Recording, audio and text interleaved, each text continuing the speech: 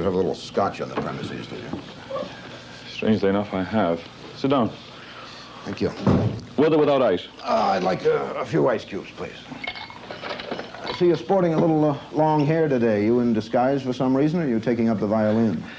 No, I'm not taking up the violin. I'm just growing it for this film I'm going to be doing in Mexico in November. What kind of film is it? A Western. You are doing a Western? Mm-hmm. Ever done one before?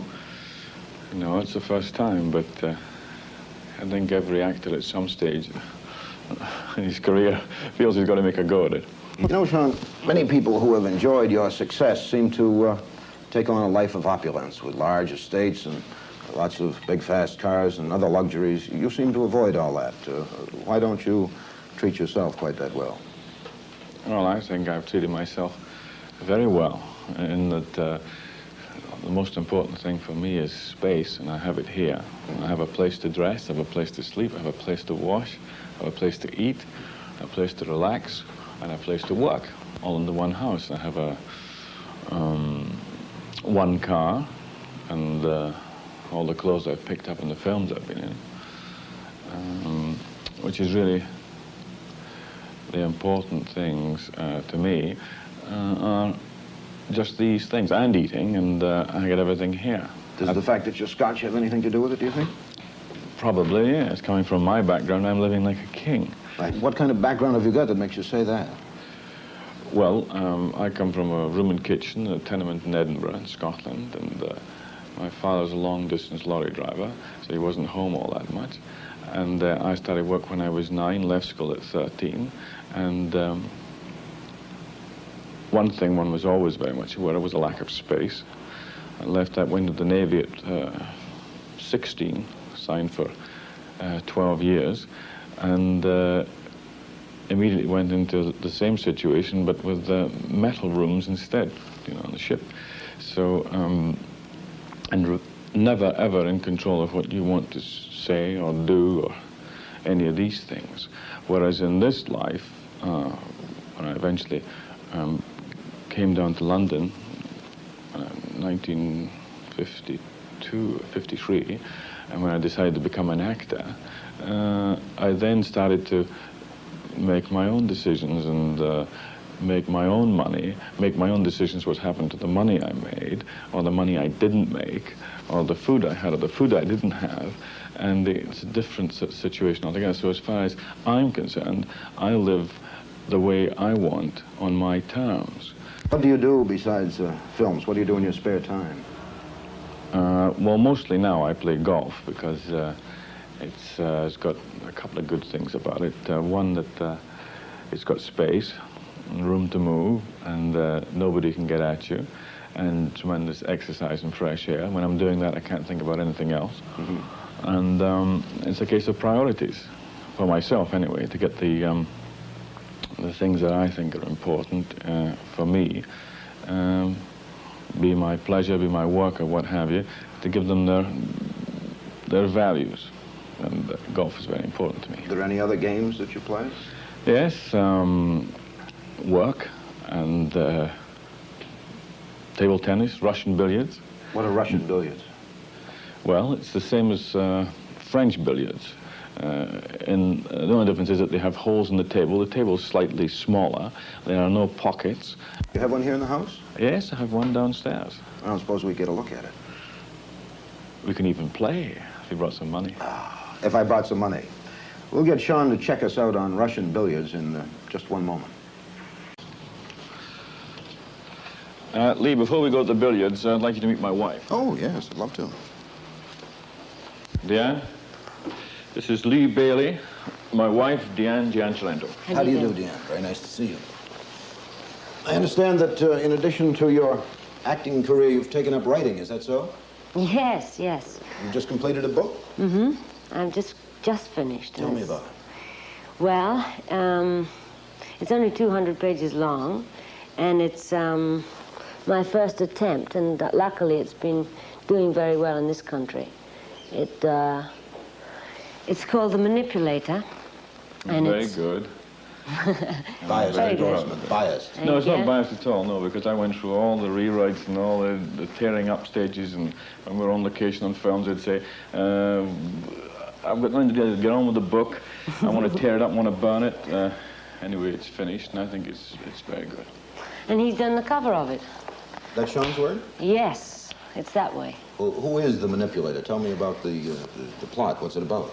Well, it's 24 hours in a film festival set in Acapulco. And I've taken a sort of cross-section of people and planted them in that sort of honky-tonk town, just for the film festival. And it's about one man who manipulates other people. Sean mentioned that you were writing it on location. Is this while he was filming? Well, I started in Nassau when he was doing Thunderball. And he was going to work every day, and I was just sitting on the beach and writing. Well, now, has the world lost an actress and gained a novelist, or are you still going to dabble in both? Well, I'm still going to dabble. I like acting very much, but I'm going to I'm going to try and write another book that's much more serious and a bit longer. And I'm going to accept all the ladies' parts that they offer me. I see. You keep busy on both fronts. Yeah. You know, Diane, over in America, the actors have been getting into politics pretty steadily now. We have a governor and a senator out in California who spent their lives as actors. And over here, I see that there's a lot of demonstrating. The Red Graves marching up and down the street, yelling, "Ban the bomb," and so forth. Do you have any aspirations in either direction? Well, certainly not to go into politics to stand for anything, because I don't think actors are fitted for it, really, unless they're not like actors. I mean, they're not emotional people. I think politicians have to be like you. I always pictured England as stately and regal and conservative, where everybody had his nose up in the air, and I find it a swinging place. There are mini skirts, and the women are running around looking, shall I say, a little suspicious. And everything moves. Is this something recent? Is there an emergence over here? Well, I think in a way maybe your idea of England was certainly 10 years behind the times. No, I think there's a lot of that in England, actually. All that, what you're talking about. I mean, there's a lot of these chappies running around with a striped shirt and the white collar and the bowler hat, and they haven't washed for a week, as you well know. On the underground, these city types you have here. Yeah, I remember when I first came here, an Australian shouting out in the underground, "Why don't you dirty English have a bath?" How long have you been here, Deanne? I've been here, well, I first came over in about 1952, and then I've been here on and off, on and off. I've been back to Australia various times, and I've been to America in plays and doing films and things. Were they wearing these mini skirts way up here when you came over, or? No. This is new, then? This is new. Yet I think there is a big resurgence in England at the moment. I think it's because suddenly they're sort of freed of all sorts of responsibilities in the empire and sort of being nation builders and everything. And suddenly there's been a big emergence of youth in this country, I think probably more than anywhere except China. And, I mean, we don't have Red Guards here. It's gone the other way. Sean, what about the royal family? Do people still get all excited about the Queen, or is she sort of receding into the background a little bit of the entire tradition? I had never met the Queen until about a month ago when I did meet her, and I must say she went up tremendously in my estimations on meeting. The great knocking that goes on of royalty and all this so-called establishment is absolutely healthy and in its proper place. The only thing I have a suspicion about is that that for its own sake is rubbish in my eyes, because unless you can are prepared to sort of destroy something and offer something which you consider better and can back it up, then you shouldn't be there. Yes, you're both actors and actresses, and you're both very successful and quite busy. Do you find it difficult while you're both working? Does it tend to pull you apart or eat up so much of your time that there's no home left?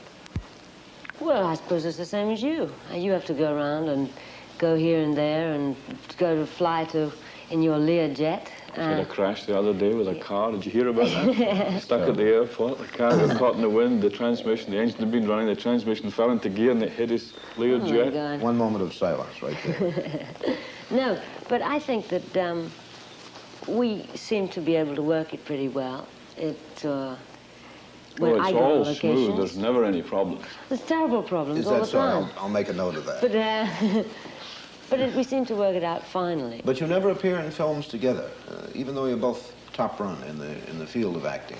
Why is Well- that? Why don't you make a film together and not have to be separated? Well, I think we both have agreed that when we come home with all our problems from the old work bin, we want to sort of drop it when we come in. But if we did work together, I know that when I came in, I'd be sort of about something, and he'd be about what had happened in the day's shooting, or whether at the theater that night, whatever it was. And I think it would create a sort of non-stop work chat going on, and there'd be no time to be ourselves, really. What do you say about that, Sean? It's absolutely true, and I always have to win, so it would be a terrible scene. You have to win every argument. Yes. I see. You say that with some uncertainty, but No, I'll no, pass I it mean by. it with absolute certainty. I was merely sort of being And I'm charming. not saying anything, you see. You don't seem to be too big for trophies and awards and autographed pictures hanging all over the place. Do you like to sort of leave that stuff behind when you come home? I haven't got any. You haven't got any? Well, we've had trophies and things and awards and best box office thing and actress award for Broadway now, but It His seems to me mother- that you've got No. quite a string of them. His mother collects them. Oh, I see. She She's- gets them all. well, she's got some things, but and there's no place for them in this house. Well, I guess that closes the matter. Tell me, we're experimenting with television now, and you must have had some appearances. Have you ever done any dramatic acting on TV? Oh, yes. I've worked lots. Did Anna Christie? I did. I've done lots of things. I did Vanity Fair in America a couple of years ago for Mr. Suskind, your producer. Oh, yes, I think I've And, heard the name before somewhere.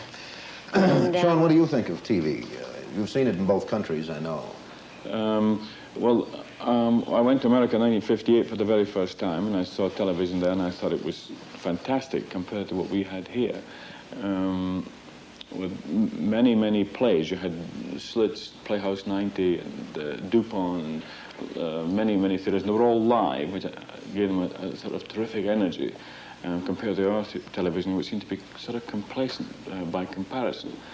And then when I went back, each time I've gone back, I've become more and more aware of the fact that the best television I see in America really is the old rerun movies, like go on at 4 in the morning, 3 in the Late Late Show, or something like the Johnny Carson or the Jack Parr Show, where they sit and talk and people have the time to talk and express themselves as it's happening.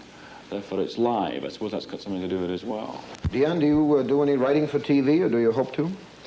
well, I've just done a adaptation of a Kafka short story as a TV, I hope gets done, and I'm just going to try and do another one. I don't know. We'll leave you to get on with it. Thank you. How about that game of billiards? You're on, Sean. We'll really play that game of billiards this time if you'll come back to us in just one moment. Well, Lee, here's your Russian billiards.